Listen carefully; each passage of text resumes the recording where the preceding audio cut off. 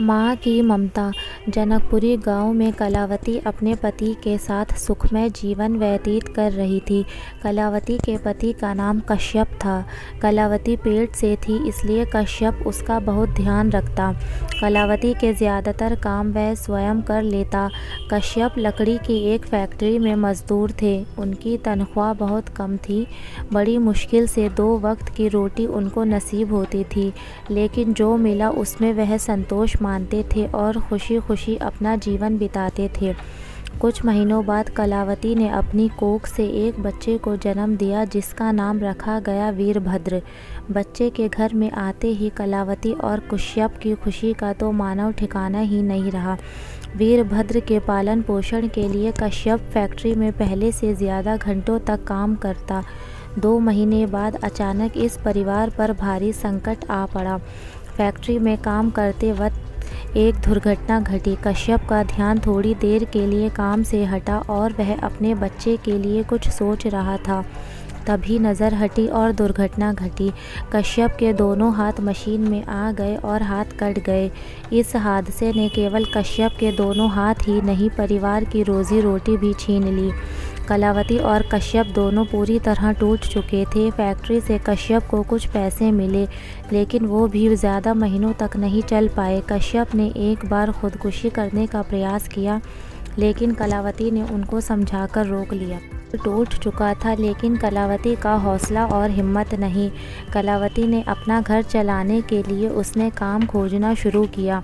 एक बड़ी इमारत के कंस्ट्रक्शन के लिए काफ़ी मज़दूर की ज़रूरत थी। कलावती को काम की ज़रूरत थी, इसलिए उसने फ़ौरन वहाँ पे काम करना शुरू कर दिया।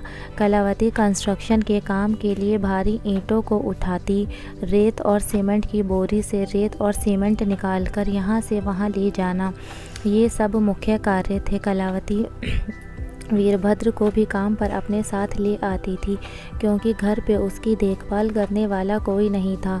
कलावती एक जगह पे वीरभद्र को बिठा देती और पूरा दिन काम करती।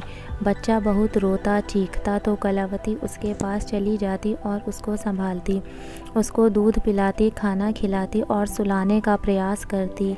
फिर जैसे ही बच्चा शांत हो जाता, वह फिर से काम पर लग जाती। धीरे धीरे वीरभद्र 4 साल का हो गया। अचानक एक और दुख का पहाड़ इस परिवार पर टूट पड़ा।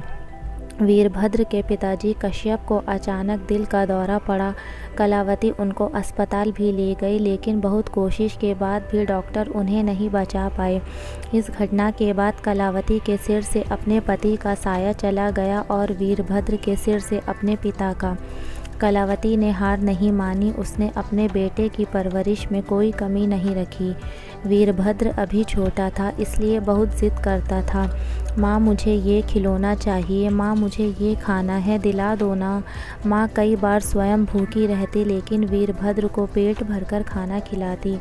माँ खुद अपने बच्चे के शौक़ पूरे नहीं कर पाती, लेकिन अपने बच्चे के सारे शौक़ पूरे करती। उसको जो खिलौना चाहिए वो लाकर देती।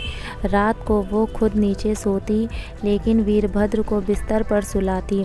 कड़ाके की ठंड में पूरी तरह ठंड से कांपती, खुद बिना बिस्तर और कंबल के ज़मीन पर सोती, लेकिन अपने बच्चे को कंबल उड़ाती और प्यार से सुलाती थी। खुद से ज़्यादा वह वीरभद्र का ध्यान रखती। वीरभद्र 6 साल का होते ही उन्होंने उसको स्कूल भेजा, लेकिन फिर भी उनको पूरा दिन उसकी चिंता रहती, जब तक कि वह स्कूल से वापस नहीं लौट आता।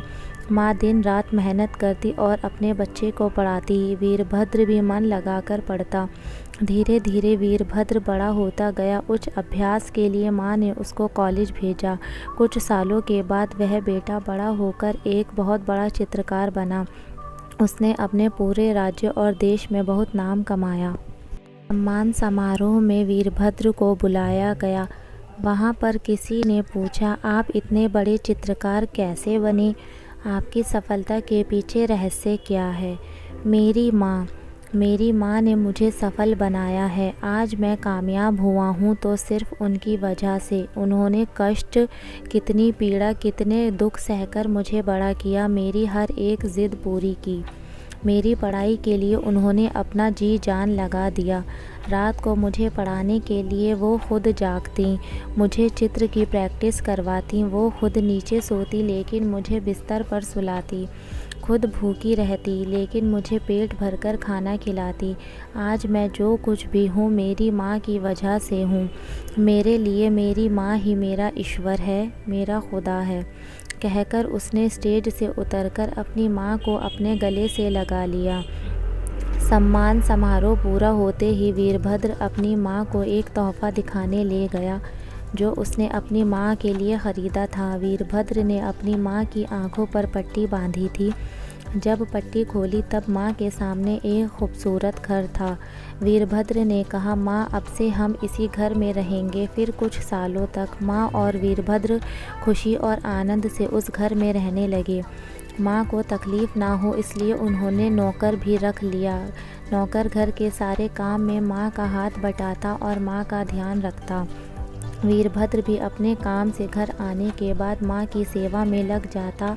माँ के पैर दबाता, सिर दबाता तो वहाँ भी मालिश करता और उनको अपने हाथों से खाना खिलाता। माँ की हर एक ज़रूरत को पूरा करता जो उनको चाहिए। धीरे धीरे माँ की उम्र बढ़ती गई और उनकी मृत्यु निकट आ गई। माँ ने एक दिन अपने बेटे वीरभद्र को बुलाया और कहा, बेटा मेरा अंतिम समय अब आ चुका है, मैं जा रही हूँ। खुद ध्यान रखना और किसी नेक दिल की लड़की से विवाह करके अपना घर बसा लेना। मैं चलती हूँ, ध्यान रखना, कहकर माँ ने अंतिम सांसें लीं। अगर आपको ये स्टोरी पसंद आई हो तो इसे लाइक करें, कमेंट करें, शेयर